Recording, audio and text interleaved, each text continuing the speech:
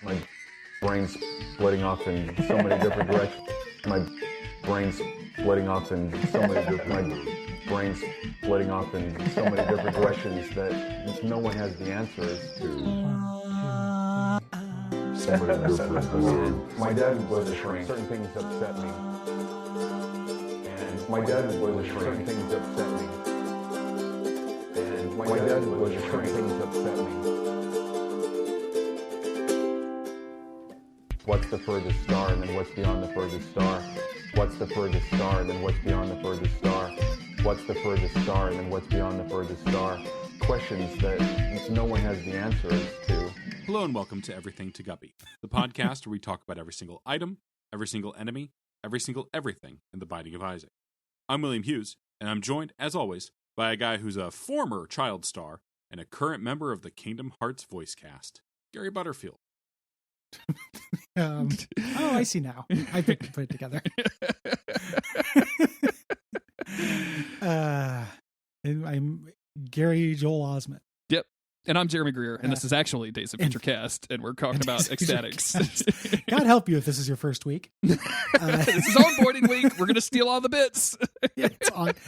Yep, offboarding week spreading throughout the network. The thing that I didn't expect is how like unbalanced it makes you. Like I thought this would be a chuckle, and you'd be like, "Oh, Jeremy, that's dumb." No, but it completely unbalances you. It's amazing. It really does. It's because I'm used. Here's the thing: is it flips the script. I'm used to bringing that energy up into like Cole, who like Cole's hilarious. One of my best friends, great person. I think that he is a really good straight man to a lot of this stuff. So like I will do kind of things like that to kind of get a rise out of him, and it's part of our kind of comedy dynamic. I'm not used to having the the gun turned around on me. And it's I appreciate it. It's great. Feels good. It's like being roasted.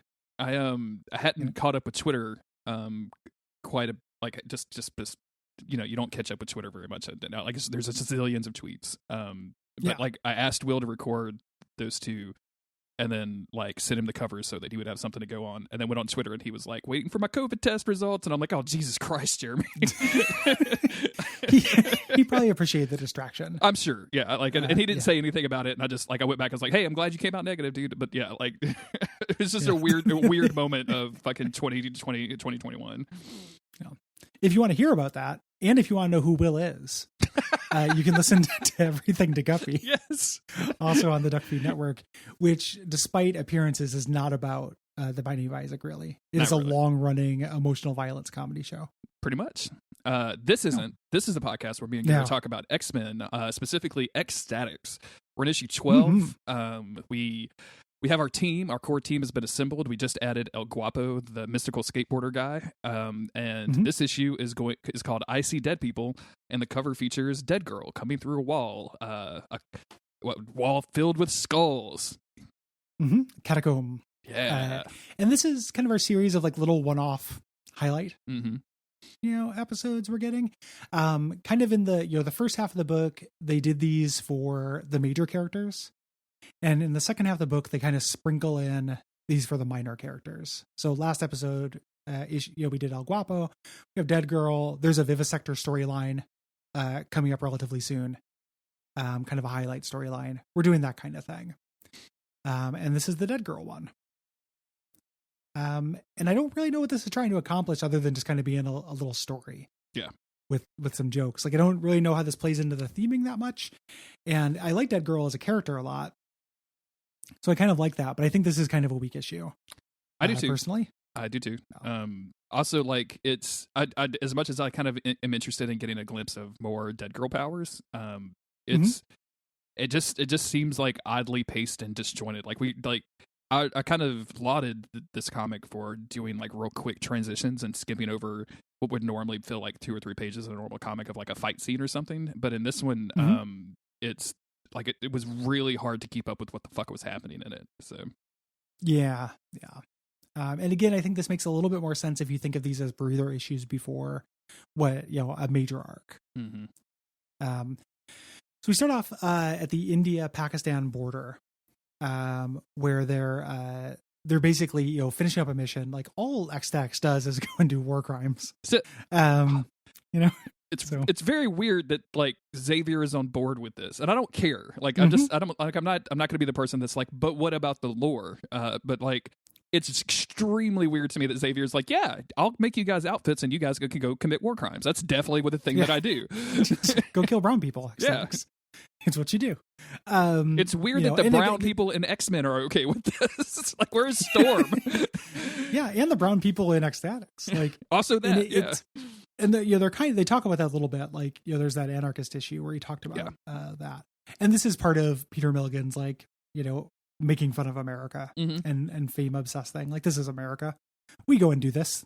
If we had superheroes, they would do this. And this was a major theme in Marvel Comics at the time. This is around when the Ultimates came out, which is what a lot of the Avengers movies are basically based on. Yeah. The Ultimates continuity. There are definitely some changes, but they feel like they take a lot of cues from those. And the major kind of turning point in those books is when like the United States is like, hey, we have superheroes. Of course, we're going to fucking put them in Afghanistan. Yes. Mm-hmm. If you think the United States having superheroes, we wouldn't put them in the Gaza Strip. Like, you're out of your fucking mind. So the whole point of this little scene here is Dead Girl isn't here. Yeah. They're trying to figure out what the nationality of these people who they killed, but Dead Girl is gone. And they're like, what could be more important than X-Statix? And she is on the runway. Yes. She is now a fashion icon. Yes, she is walking down the catwalk for the first time. She has a contract reputed to be worth more than $1 million a year, which seems like a lot of money until like you compare that with any other model that walks down the catwalk. Like, that's just just doesn't seem like it feels like very Mr. Evil from Austin Powers, right? Like, what? Oh, okay, $1 billion, like that kind of thing. If I go ahead. Being charitable at all for this as like terms of the purpose of this issue is it is kind of giving some closure to Dead Girl, wanting to become a sex symbol and be famous. In this, like, that has been kind of an arc for her. And here she's achieved that. Yeah. So good for her. She's being interviewed by Savannah Saxon, winner of 3 Adult Video Monthly Awards, which is a very funny joke to me. I don't know why. Like, Adult Video Monthly. But yeah, exactly. Like, somebody's got like the shaving club. Like, someone just send me a porn every month, right? Like, yeah, give me box. Yeah. The monthly box flicks porn box. Yeah. There's something there. Let's work it out. Let's come on. I'm introducing the show like everything to Guppy. You want to take a sidebar and like really go into it? I was trying to think of something that rhymed with loot box, and it feels like there should be a slang term for vagina that rhymes with loot, but I can't think of one. Well, there is one. It's also the name of a woman. Like, you can come on, get there. You got it.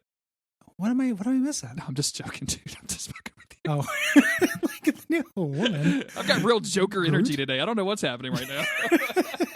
Like, Jeremy's been Joker-fied. Oh, Dolores. That's what I was trying to. Oh, yeah. This happened to my friend Jeremy. This interview gets interrupted, though, by protesters who are protesting Dead Girl as a role model because she's dead. They're basically saying, we should have real life women as our role models. It's fucked up that little girls are looking at a dead woman and patterning themselves after you. I love this so much. I think this is absolutely hilarious, especially Dead Girl's reaction, which is, I never wanted to be a role model, just a sex symbol. Like, I don't want to. Yeah. And it ends with them like, string her up. She's dead. The law can't touch us. Getting literally torn apart. There's some good jokes here. Mr. Sensitive was like, hey, we should go save her. And Venus de Milo's like, well, I'm not a bus. Like, she can look after herself. And Dyke is like, you are a bus service, baby? In that case, can a brother get a seat in the back? Which is a very mechanical and direct pickup line. Can I get a seat in the back is very specific. I mean, like, especially when he's reaching over and like grabbing her ass at the same time, like, yeah, to the point where Spike is like, stop hitting on Venus, and I'm like, what the fuck is happening, Dyke? What are you doing? Yeah, it's a and I like this little bit where he turns to the camera with his superhero pose and goes, "We're crazy superstar mutants. We can rip up that whole bourgeoisie, tight ass girlfriend boyfriend book." Again, these people using mutanthood as an excuse to do whatever the fuck they want. But the implication here is Dead Girl does get killed, because he's like, Tyke, if you want to, if you want Dead Girl, she's going to be in X-Statix's mortuary. And it turns out they have a mortuary. Yep. And like immediately we get bad vibes off of Brad, the senior mortician. Yep. Brad vibes. Brad vibes. I love this guy. This dude's name is Brad. I don't know. I like the design of him too. Like when you see somebody like that who has like the cheekbones like that, like a Willem Dafoe kind of figure, and there's just something kind of off. Yeah. Like you definitely he's got fuck a real corpses. weird look. Like you got I fuck corpse cheeks. Like I'm sorry, man. I don't know how to tell you this. Like corpses are horses. Nobody fucks for free. Like, it's one or the other with this guy. And he's very creepy. Like he's calling all of the dead bodies down here his girls and boys. And he's telling them that he gets attached to them, to his guest. They get the best possible treatment. He starts offering Dead Girl like a slab, and like saying that the slab can be individually heated or cooled to your specification. And Tyke is kind of rolling along with the joke. He's like, man, I could probably use some Z's. And he's like, we don't serve your kind here. And Tyke is like, my kind? You mean people of color? He's like, no, not people of color. Like, all you have to do is just blow your brains out and he'd be more than happy to accommodate you. And then hands Tyke a gun. Like, what the fuck is wrong with you, Brad? It's real extra. It's super extra. Brad is a lot. And we cut away to them walking away. Dead Girl is like, that guy gives me the creeps. Tyke is kind of resisting it, and she basically says, no, like, I think that I'm exactly his type. Do I have to draw you a diagram? Like, this dude fucks dead people. Yeah. Which is like for the amount of times that like it shows up in my life, isn't it so weird that like necrophilia is just something that like I knew about since I was 12? Like as a kid, like you learn about this and it just shows up as a thing, but the opportunities for this have to be like pretty rare. Man, like I'm sure it has happened. I'm trying to think of the first time that I learned what necrophilia was. First time I did it. Yeah. Yeah. Well, I know that. That's I got that. That's on VHS, my man. I'm 40. I took a laser disc of my first time. Yeah. I recorded the audio into a mini disc. Into a DAT. Yeah. But yeah, like it has to be just like I have to imagine it's Stephen King. Like I'm sure a dead person gets fucked in a Stephen King novel somewhere. I can't think of what it is, but yeah, I don't know if it's specifically Stephen King, but it's got to be. It entered the public conscience through like a fiction author. Yeah, as being like a way bigger deal than it actually is in real life. Not saying a big deal in terms of like books are always making it seem like it's a huge crime, but what's the harm? I mean, a bigger deal in that like. Subscribe to Gary's YouTube video. YouTube series. Like I'll probably go to my grave without ever meeting somebody who's done that. Absolutely. I mean, or we just don't have those hollow cheeks. Like I've met you in person. We both have I fuck live people cheeks. Like maybe, like, you know what I'm saying? Like maybe you see each other across the aisle and you're like when I saw you, I was like, oh yeah, that dude's funny. Like me and him get along real well. Yeah. Maybe you see if you're Brad, that dude fucks live people. Yeah, like maybe if you're Brad, you're like, oh you fuck. You're like, oh, definitely colder the better, my man. Yeah, absolutely. Just look at Jeremy. I'm like, that dude's taller than I thought. He definitely fucks live people. What? So I think we're gonna get along. There's oh shit, The Killing of the Sacred Deer. I don't know. Have you seen that movie? Mm-mm. Extremely. No, I like that filmmaker, but I haven't seen it. It's a good movie. It's very intense. Like it's one of those like, okay, I am ready to watch a film kind of things. But he has Nicole Kidman pretend to be dead. Like that's his thing at the very first of the movie. Which was extremely uncomfortable when Autumn went out of town and I just turned on the movie randomly with her dad sitting in the living room and he starts wrapping up Nicole Kidman and she's just like flopping on the bed and I'm like, what have I done? This is terrible. Should have just picked Iron Man 2. Jesus. Yeah. Yeah. Anyway. It's a weird thing. There's that Chuck Palahniuk book there where like it starts with that as the plot, like a guy who gets in trouble with the law because he accidentally fucked his wife when she was dead. Mm-hmm. It's real weird. Like I think this is the last one of his I read before I like became an adult and was like, oh, I don't actually need to read this stuff. Yeah, I'm a grown up. I'm okay. I'm good. Thank you, modern day Charles Bukowski. I'm good. He wishes he was a modern day Charles Bukowski. Dead Girl starts getting like psychic signals from her dead sisters. Yes. Knowing that there's something wrong with Brad. We cut over to Brad's home life where he's kissing his daughter who is dressed up like Dead Girl, has like goth makeup on. and everything. And this is causing, problems in the family. And in a row, like they got big fish to fry where it's like, the problem is that he is, turned on by his daughter and that he's turned on by his daughter when she's dead. And it's like, man, you're really busy. Like you're really hitting on all cylinders right now. That's a lot, my dude. The incest pedophile necrophile bingo card has been completed.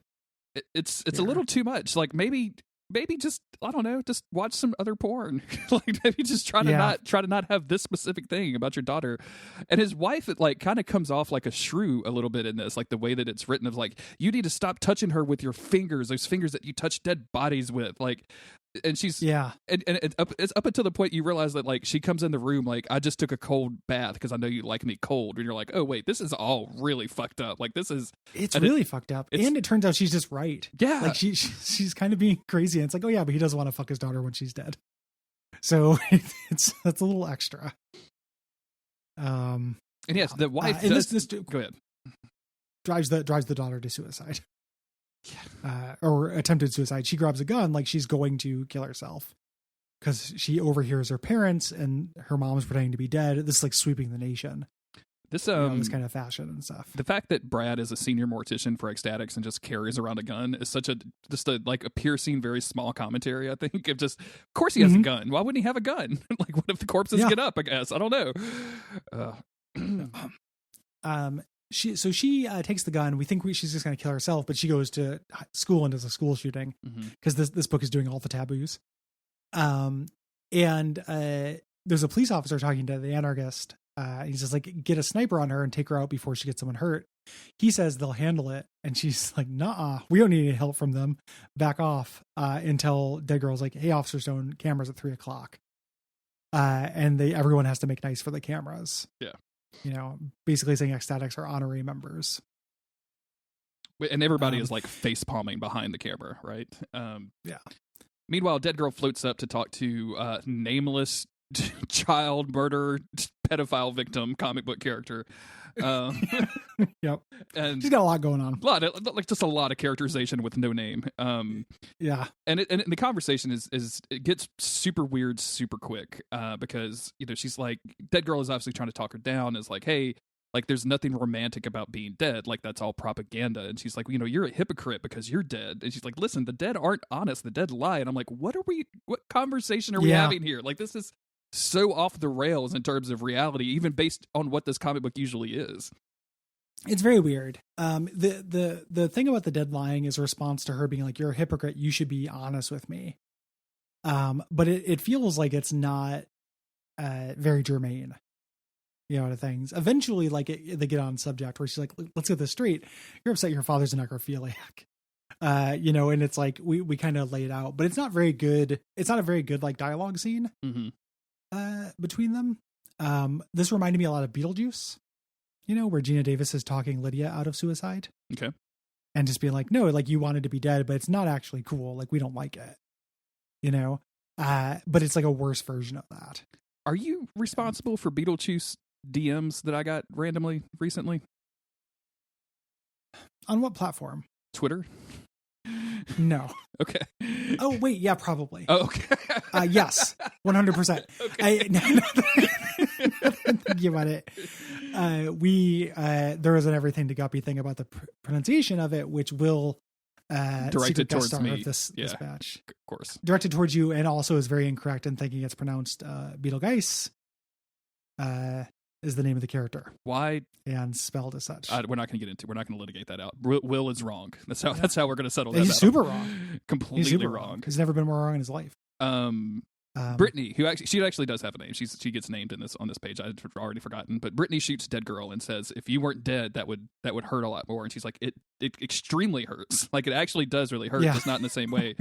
And then behind her, since he shot, the sniper lines up the shot and kills this young girl. So she's very scared. She's like, hey, Dead Girl, I know I'm going to die, but can you just make sure nothing bad happens? And she's basically like kind of in code being like, make sure my dad doesn't fuck me. Now that I'm dead, which is just, again, real extra. Brad is a lot. Brad is too much. He's officially too much for Days of Future Cast. Like, too much with Brad. So Brad comes through, and he's like, let me through. I'm the head senior mortician and her father. She's always been my little girl. And the mom is protesting, like, don't let him touch her. Let me go with her. And they're not letting her. Yeah. Which is really weird. And basically, he heads into the mortuary to do his gross business. And he's about to commence to it when Dead Girl rips through his chest and rips out his heart. Bye, Brad. Yeah, which is good. Is a Brad bye kind of moment. I love this reaction panel where the whole crew is staring at Dead Girl as she's holding the heart out for them to look at, and they're all just like, "You killed Brad?" Yeah, we liked Brad for some reason. It's very funny. And she has to go on to explain, like, yeah, he was, he wasn't caring for the dead; he was abusing them, treating them like pieces of meat, like they had no rights. And he was about to do to his daughter what he's been doing to my brothers and sisters. Like, very. It's just a real weird vibe on this whole issue in general. Like I don't know, man. Like, it's just I'm going to be the protector of the dead thing is odd to me. It's a weird, so this does have precedent, right? Like Dead Girl, her first mission when they're in space and they're like, she couldn't save Fat, and Vivisector's like, what's the point of you? And then like at that point she's like, maybe I'm a corpse reader. Maybe that's the point of me. Like, she is looking for purpose. That is the closest thing that she has to an arc, is like wanting to, be a sex symbol, like, work out her femininity and her sexual agency, and then also figure out her purpose, kind of her grand purpose. There's lots of things she doesn't remember, about before she died and stuff. She doesn't know what memories are real and which are fake. This again feels like set up for something that never really quite pays off, though. So I think it would be fine in context. Like, if this were laying the groundwork for something, I would like it a lot more. So they do a 1-page going back to the India-Pakistan border where she reads the corpses just to see if they were innocent bystanders. Yeah. Or if they're American. And she kind of talks about this, like, hey, maybe this is what I do. I'm a corpse reader. That's the purpose of me. But, I'm trying to read them until one of them tells me something about my history. We go back to the mortuary, where she's like, yeah, I have lots of powers. I can breathe the breath of life into someone so they can come back to life temporarily, and basically brings him back to life to be tortured by lady ghosts. Yeah, he gets hard candied. He gets afterlife hard candied. Like, that's what this is. Yeah, exactly. So yeah, she brings back like all of the victims that he's been, apparently all the corpses he's been abusing, because like, I guess the ghosts are trapped in the body and can still experience that, which seems like a real bad vibe for a ghost. Like, man, like if you could actually have a consciousness and experience things that are happening to your dead body, and all we've been doing is taking out their organs and fluids and putting them under the ground, like, just burn me immediately. Like, please. Yeah, like, that's rough stuff. I just want to be let go. Like, I want to be literally like shuffled off this mortar coil. Like, I don't want any flesh left. I would not like to be fucked by Brad. Also, I don't want to be fucked by Brad. That's yeah. No Brads allowed, please. So they're going to torture him for a night. Like, he basically gets to stay alive just for a brief time. They're going to torture him. And then we just cut over to her like hanging out with Venus de Milo, going on a little world tour. Yeah. And that's it. And then the issue just kind of ends. Yeah. I mean, she does get just because a person's dead, that doesn't mean that she ain't got any rights. Which feels like a weird, like, women's rights, no means no kind of thing. But I don't know, man. Like, it doesn't come up that often, man. Yeah. Like, it's like, I'm not saying that, I am in favor of corpse fucking, but again, it doesn't come up that often to be the theme of this book. I mean, you've known a lot of fucked up people, just going by abject suffering. You've known a lot of fucked up people in your life, and you've not ever told a story about knowing someone that has fucked a corpse. And like, no, I mean, again, like, just the amount, I don't know, man. Like, it just doesn't seem like a likely thing to occur very often. Like, a corpse is kind of hard to find. Like, you know what I'm saying? It doesn't come up that often. And like, I know a dude who would be the type of dude who would do it, and he didn't do it. Yeah. His name is Brad.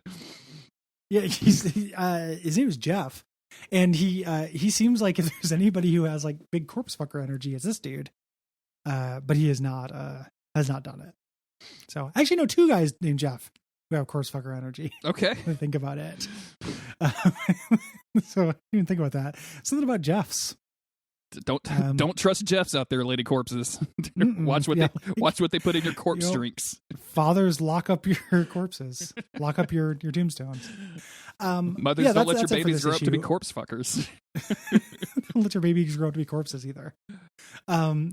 This is pretty middling issue, but we are entering into an interesting and flawed arc that has a really interesting story behind it, and we'll talk about that in a couple days. Yeah.